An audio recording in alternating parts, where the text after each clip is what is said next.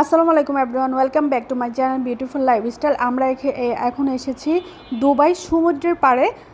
Burj আল আরবের পাশে যে সমুদ্রটা রয়েছে সেই সমুদ্রের পাড়ে আমরা ঘুরতেছি। এখান থেকে কিন্তু বুর্জ আল আরবটা দেখা যাচ্ছিল।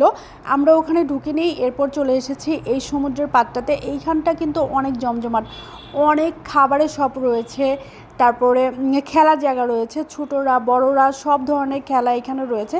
সবাই এখানে ঘোরাফেরা করতেছিল। আমি একটু আগে সমুদ্রের পানিতে পা ভিজিয়ে এসেছি, রাত হয়ে গিয়েছে, এর জন্য সমুদ্রটা দেখা যাচ্ছিল না। আর সমুদ্রের পাড়টা এত সুন্দর জমজমাট, এখানে কিন্তু হাঁটতে আমাদের অনেক ভালো লাগছিল, খুব সুন্দর বাতাস ছিল।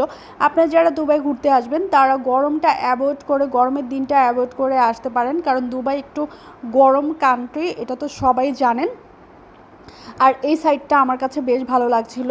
আর বিশাল বড় এরিয়া জুড়ে কিন্তু এখানে পার্কিংয়ের ব্যবস্থা আছে। আমরা গাড়ি রেখে তারপর এখানে চলে এসেছি। দেখেন বাচ্চাদের খেলারও অনেক সুন্দর জায়গা আছে, একটু বোর হবেন না। আপনারা বড়রা এখানে খেলতে পারবেন, ছোটদেরও খেলার অনেক জায়গা আছে। এখানে কিন্তু বড়রাও বল খেলছিল। আর সবাই এখানে কিছু কিছু মানুষ দেখলাম এখানে জগিংও করছে। আর বুর্জ আল আরবের পাশে এখান থেকে কিন্তু বুর্জ আল আরবটা আমরা দেখতে পাচ্ছিলাম।